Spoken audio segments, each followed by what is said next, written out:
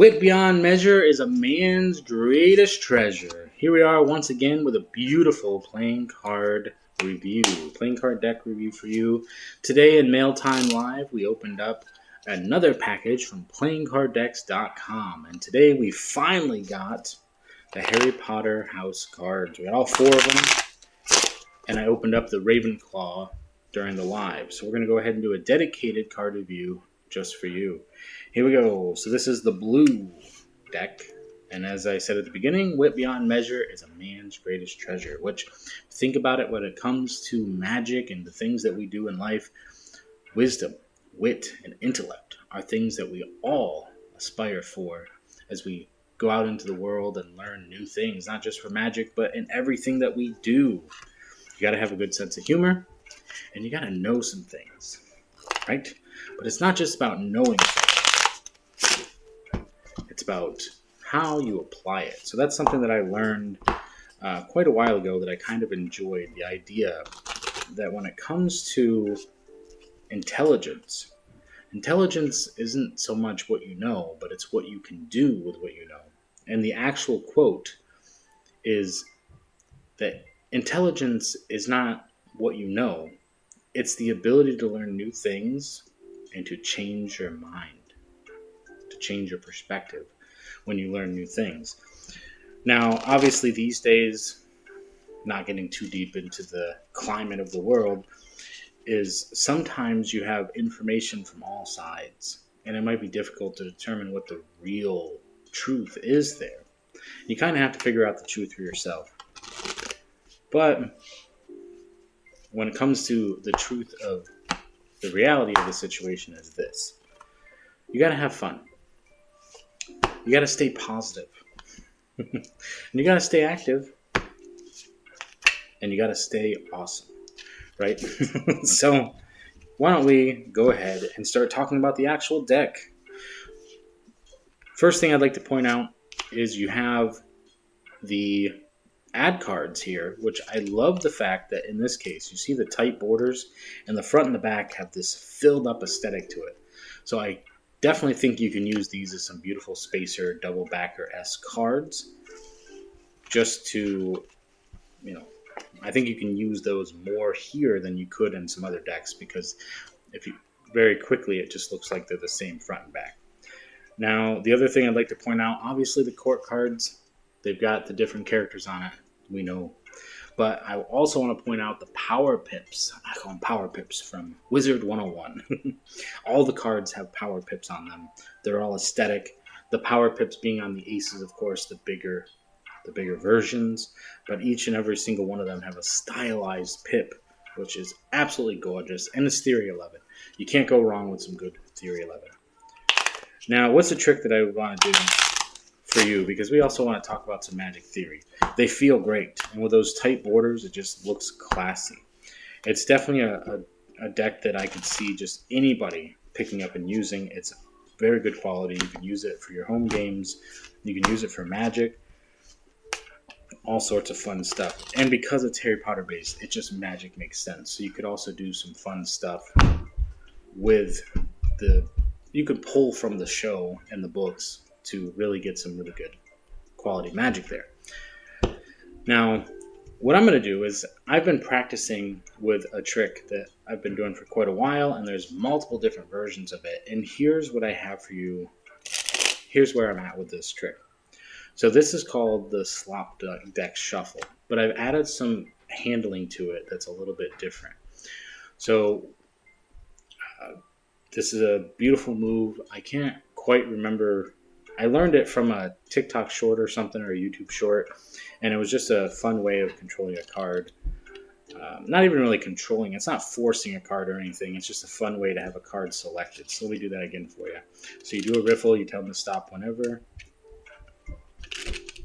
And then you pull the card out like this, and you can show the card. So it's a beautiful way to show it. And then you can put it on the top, and then you can do one of these. I call it a little bit of a control, but it's just a flourish that you can do to have the card lost into the pack again. Now, here's where things get a little bit fun. So because it is the Slop Deck Shuffle, we're going to be mixing up the cards, right?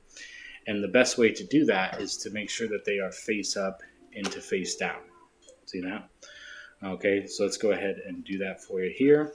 We're just going to mix the cards up, face up into face down. It's going to be a real mess. See that? There's Dobby right there at the top there. And the idea, I mean, this is Ravenclaw, right? So you really got to do something witty, right? No matter how much of a mess you can make of things, it's a new deck, so it doesn't have that split in the middle like you would want.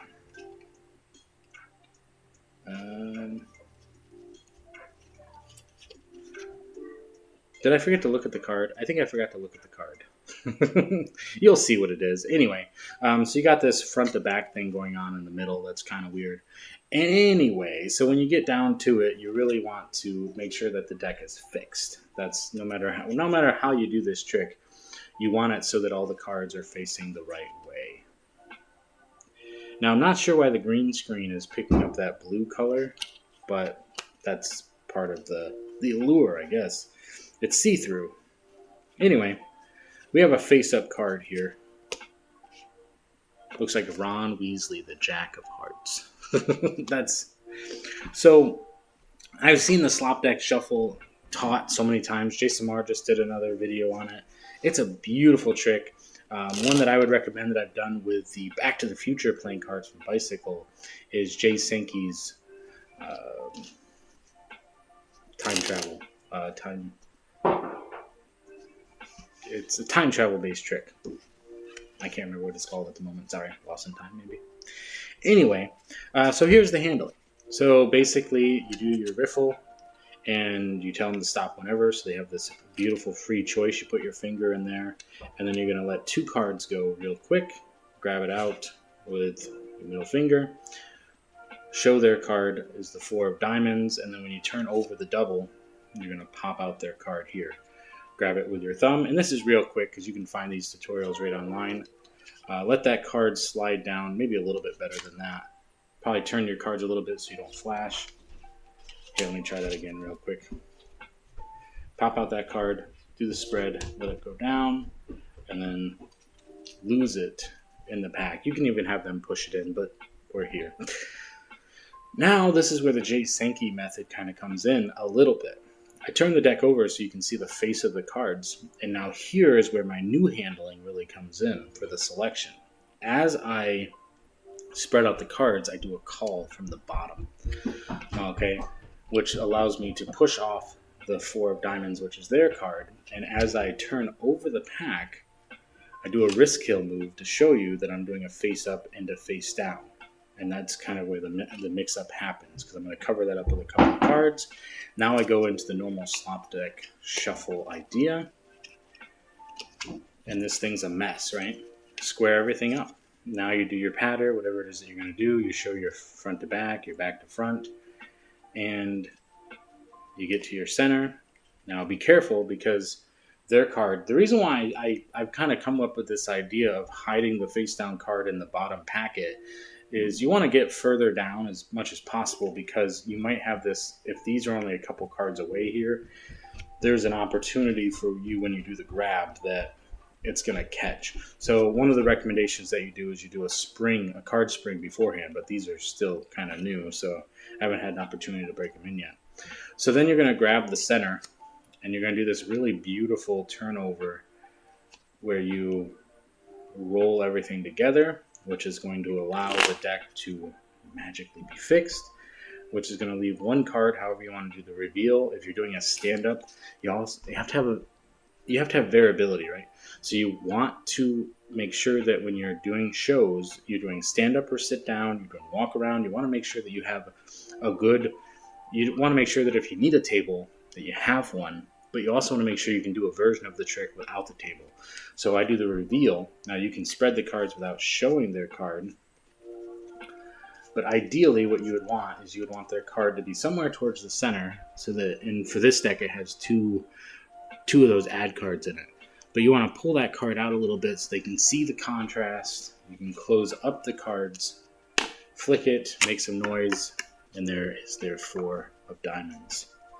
So that's just another way to do the slop deck shuffle. Now let's break that down a little bit more, because this is magic theory. Why are we doing what we're doing? So for the card selection, you're giving them a free choice of a card, and you're creating a double. And that's because the double lift is so important.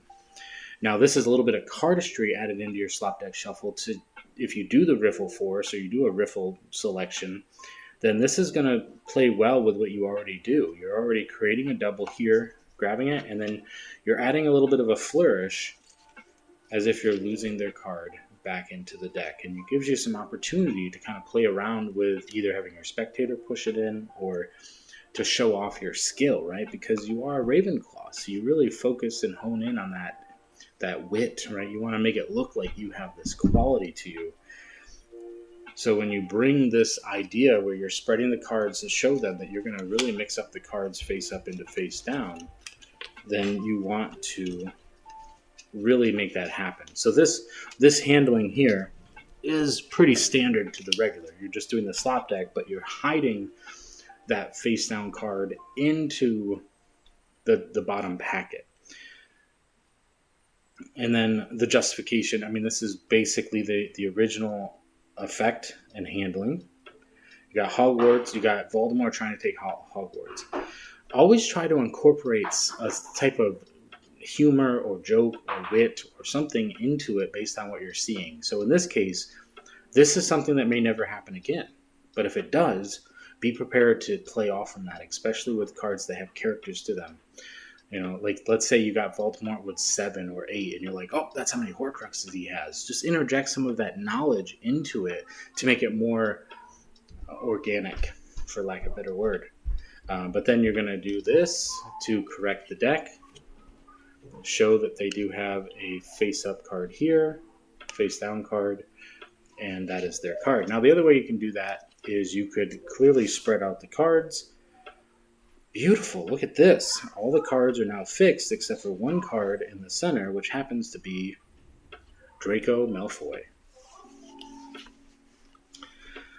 So that's just a little bit of fun that you can do because it's fun. And that's just what I've been working on. So I figured I'd want to share that with you. And this is a beautiful deck to do that because you can find any trick that works with your story and tweak it a little bit to make it work for you by changing up the handling, but still keeping the base trick. So, for instance, I don't do the Hindu shuffle very much. It's not that I dislike it, I just don't do it very often, which is fine. So when I do like the Red Hot Mama or the Chicago Opener or the, I promised myself I'd start, because Doug Kahn, the professor, is teaching us new things. And so there's actually an original name to that I was going to try to keep memorized. I think it's something to do with hot,